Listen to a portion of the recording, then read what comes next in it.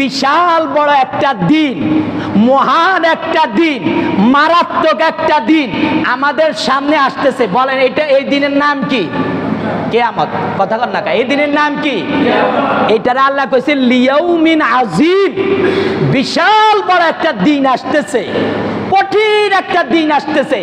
এই দিনের ব্যাপারে এরা কি চিন্তা করে না?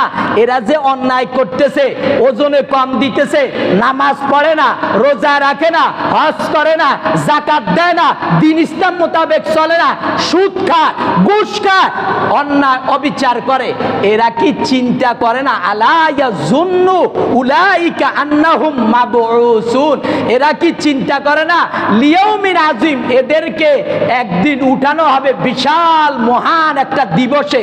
সেই দিবসের নাম হলো কিয়ামতের দিবস। কোন দিবস বলেন? এই কিয়ামতের দিবসে আমাদেরকে উঠা লাগবে কি লাগবে না?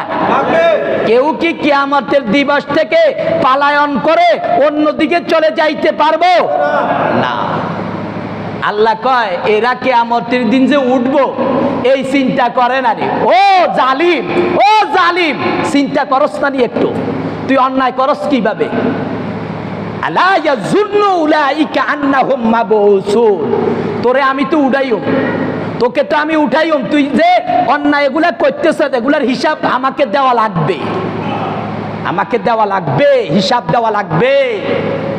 ও আল্লাহর বান্দারা, প্রতিটা কদম দিতে হলে কিয়ামতের দিন আল্লাহর দরবার থেকে পারমিশন নিয়ে এরপরে দিতে হইব।